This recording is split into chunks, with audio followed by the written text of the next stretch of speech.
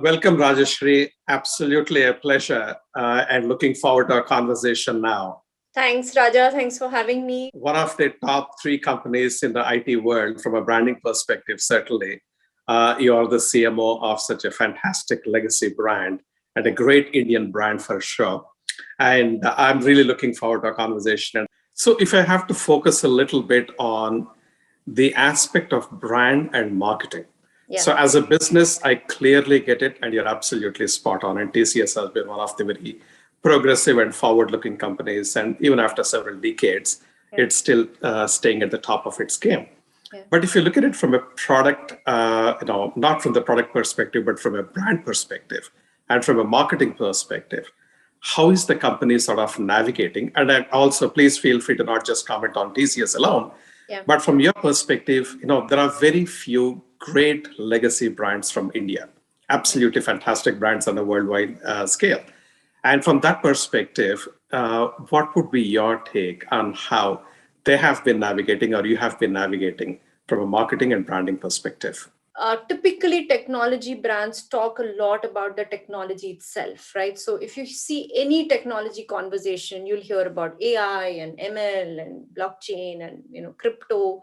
But the reality is that technology is a force that matters to every human, right? If we are talking to each other today, there's a technology at play, right? You're paying, you're from Mastercard, there is a technology play across our human life. And Yep. I feel a lot of B2B brands are not necessarily telling the story about how pervasive technology is, or what is the impact that technology is making on a business, on a community, on an individual's life. And that's what at TCS we want to do. But I also feel that's what technology brands has to do as well. We have to tell the story about how technology makes a difference. And I think that's where our attempt is. We are obviously, for us, big focus on supporting our sales teams and sort of really providing the air cover, but also in some way bring the aspect of storytelling to B2B tech marketing. So that's, I think, where the directionally brand and marketing is going for B2B. Now, how does a brand actually navigate this kind of literally turbulent waters which are shifting like crazy every single day? And if you stick on with what you had in the past and going on with the same kind of a fashion, is it really going to give us result? Is it a kind of a pillar of stability and therefore reassurance to the consumers? Or it is seen that these guys are becoming like dinosaurs and they are not adapting quick enough and therefore they're becoming irrelevant for the future. What would be your take on this, Rajeshri? Yeah. So my view is I like the word authentically bold, Raja, and I feel that in this time, I personally feel that brands have to be extremely authentic. Authentic about who they are, what their purpose is, what are they trying to tell consumers, and I think that has been, I mean, if there's one word that I have held on to is the word being authentic, right? And we want to be very authentic to our stakeholders, with employees, with our customers, and so on and so forth, right? But what we did very interestingly in the last 18 to 20 months, Raja, is we went through a brand repositioning exercise. Our position, which we had for a very long time, was a position called experience certainty, and it was reflective of our proposition and who we are as an organization. And we did that about 15 years ago. This was not a response to pandemic, but just before pandemic started, we felt that we needed a new sort of messaging platform, positioning platform, which was reflective of who we are as an organization now, but more importantly is a representation of our culture and aspirations for the future. So we went through an exercise and we came up with our new positioning statement called Building on Belief. And as you can think, it's about future, it's about shared purpose, it's about shared beliefs with our clients, with our communities.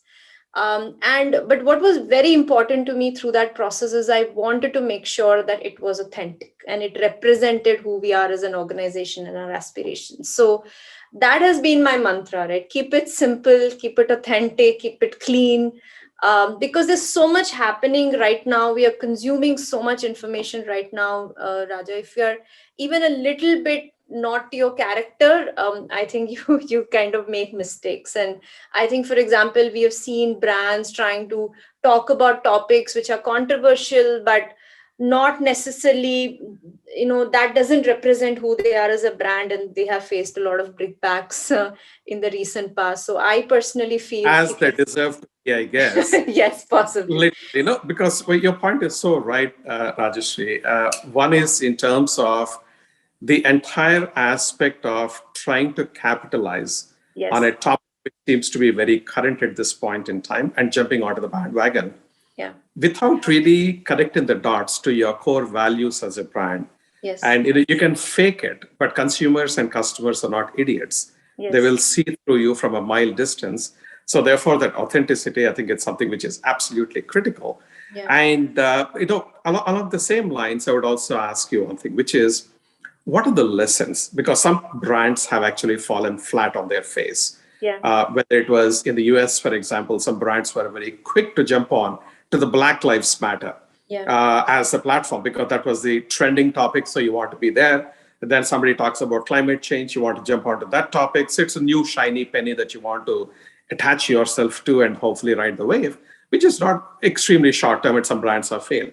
But from your perspective, what are some of the lessons that we have learned during this time that we will carry forward into the future?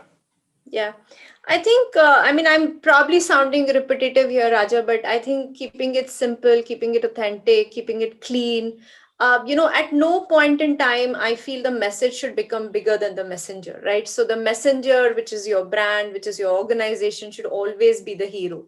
Often marketeers, I think now we talk about this word virality, right? So you want to put something out which gets a lot of eyeballs, which gets a lot of shares, or however you define virality, tend to do things which are out of character for the brand. So I personally feel that it's very, very important to stay true to who you are, keep the message simple, know your audience, keep the message clean. And I feel that has, at least in my case, helped our brand. And you've seen some of the numbers, and I feel that needs to be important, because I often hear my colleagues go to an agency and say, give me a campaign which can go viral. I'm like, okay, why does it have to go viral, right? So it's the message that you want to communicate to your customers, so you have to keep it very, very simple. Now, India has become literally the hotbed in a good way for startups.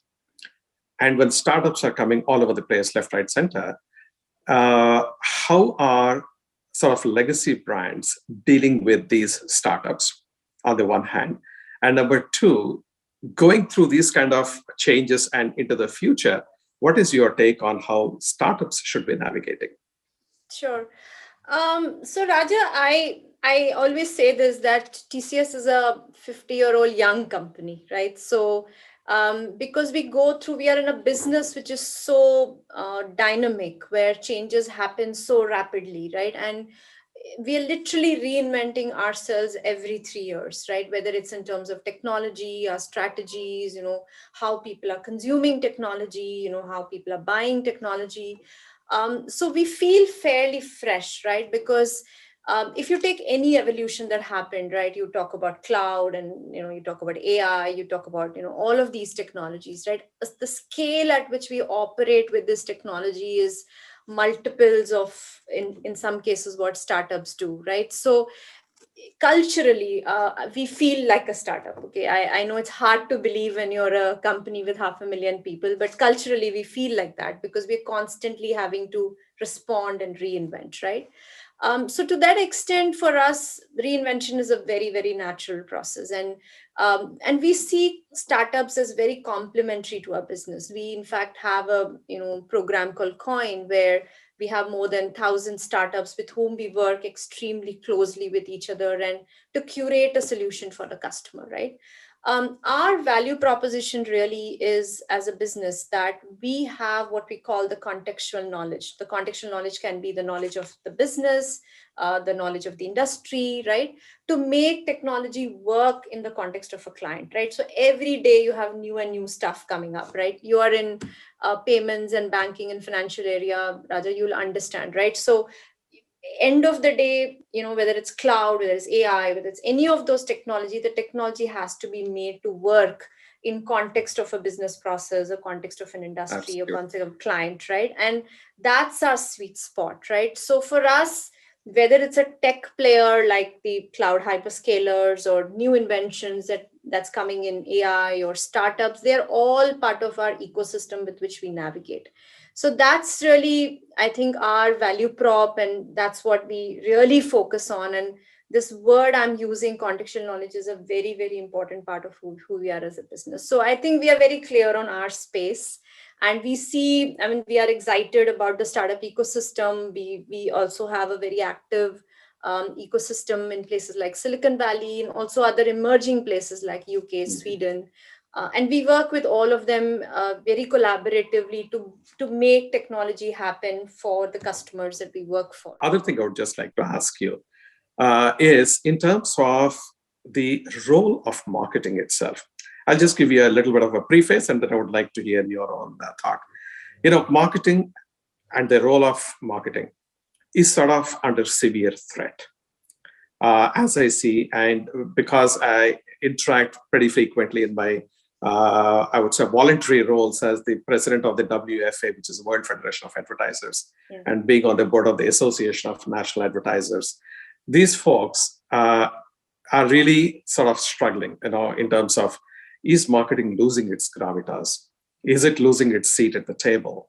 What is the role of the brand? Everyone, it's fashionable to say, I got a great brand, and brand is what should be the embodiment of the values of the company and so on. But how many people really care to invest? How many CEOs care to invest in a brand, particularly when they're in financial crisis, or when funds are always under short supply and there is a sharp need for allocation? Give me your take on that, please. Raja, so this is a very interesting conversation for me because I was in business for 15 years, right? So I was part of the retail unit. And early 2020, I was, given this role, right? I interestingly attended a CMO event about a month into the role, and the title of the role said, "Is the CMO role dead?" Right? So I was shocked to attend that event. I said, "Look, I've just come into this role, and I didn't know this was." Yeah, I said, "Oh my God, I don't think I want to deal with this right now," right? But I think it's a very important point because what I see, what I'm able to see, because I was on the other side and I'm now on this side, right? I feel marketers have to constantly question their relevance to the business, right? Now, if you look at the entire life cycle of any business or our business, right? So there is, the customer acquisition, the customer service, right? So you have the whole life cycle of business. And this is where I talk about, keeping it simple, because I think sometimes marketers get so overwhelmed by the channels and by, oh, I need to do a nice ad and I need to get a celebrity and I need to do something. I think that their relevance to the business has to be very clearly established, and there has to be primacy of that, right?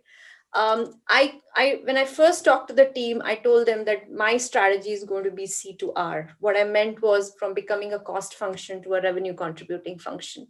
And I can tell you that 80-90% of my team was shocked to hear that. They were like, okay, how can we, I mean, we are a cost center, we are a support center, we do good movies and we do good webinars. So that's our job. I said, no, we have to question ourselves constantly as to what is going to be our contribution to the growth of the company. If I cannot stand and say that this is how I'm helping the company evolve or grow or, implement this strategy, then I don't think we are doing a great job. So it came a little naturally to me because, having come from business, I was able to understand how marketing can play a role. But I can understand why this is becoming a challenge. And I think a lot of marketeers have to recalibrate, what they stand for in the organization. And I mean, you were spot on. I do hear this conversation in a lot of forums as well. But I think recalibrating the role of marketing in context of the strategy, the growth, sometimes organization could go through crisis as well, is very, very, very important in today's context. So for me, at least for some time, till I don't completely cross over to marketing, I'll have intuitively that idea. So even, for example, if I'm doing budgeting, I tell my guys, how difficult it is to make this money that you're asking us to spend, because I've spent 15 years in trying to make that money. There is a new definition of what should be the bottom line for a company. So it says it's people, it's planet, and profits. It's not just profit. So it's people and planet being added to it.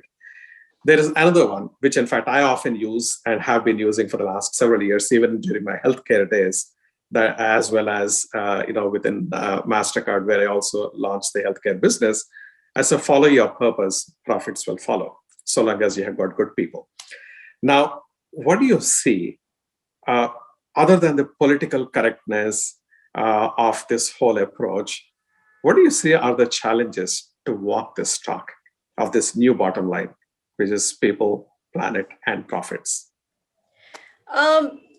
Raja, I'm going to be slightly provocative here, but what we have Please. seen, right? We work with so many companies across the world that this last 18 months, people have either gained a conscience or have been forced to gain a conscience, right? So, whether it's individuals, whether it's companies, whether it's economies, whichever, so the question that's been asked is, what's the purpose? Why do we exist, right?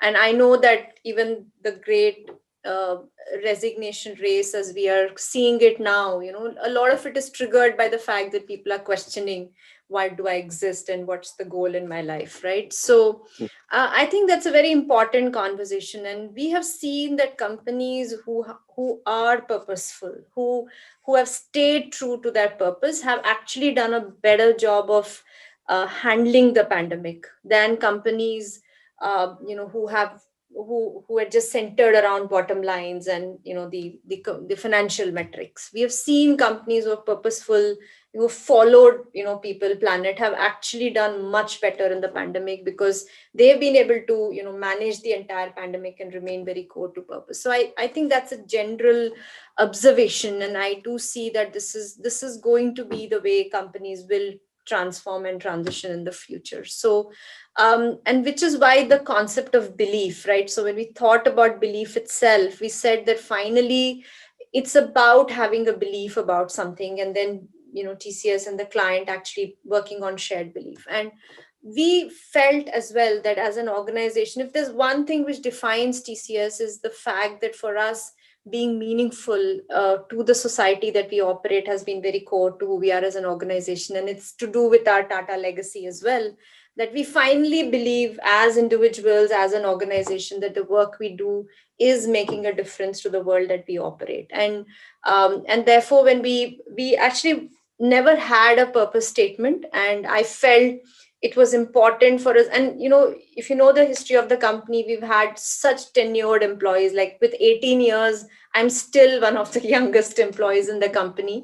And I said, what is it that brings people to the company day in and day out? There must be something going on there. And we all feel that at the bottom of who we are and what we do is the fact that we feel we are, with our work, making the world a better place. And that is very important, Raja. It's true for companies, it's true for individuals, and I think even economies and communities are, kind of questioning it. So I feel that's going to be a big force for businesses in the future. And I think this is another area where marketing plays an extremely, extremely important role. I can tell you that I am the custodian of the purpose statement in the company. It's my job to make sure that it's translated. Our behavior is a true reflection of our purpose statement, and I have no hesitation in saying that marketing should be the custodian of the purpose statement of the company, or the purpose of the company. So I think I probably add one more to the list of things that marketing can do for an organization. Yeah, in fact, when I notice anything about purpose, on the one hand, it has become, unfortunately, a statement meant for CEOs to, give in their speeches or to write in your annual report. It's more for political correctness or to just get some sound bites in. Yeah. But if there is a truly an approach of embracing the purpose in a meaningful way, and commitment right from the top of the house, then I'm totally with you that the job of marketing is to bring that purpose to life. both Exactly. internally and externally. And that makes a huge, huge difference. Thank you so very much. Great chatting with you. And hopefully, we'll have this opportunity to converse again sometime in the near future. And thank you so very much. And please take Thank care. you. Thank you, Raja. It was a pleasure to talk to you.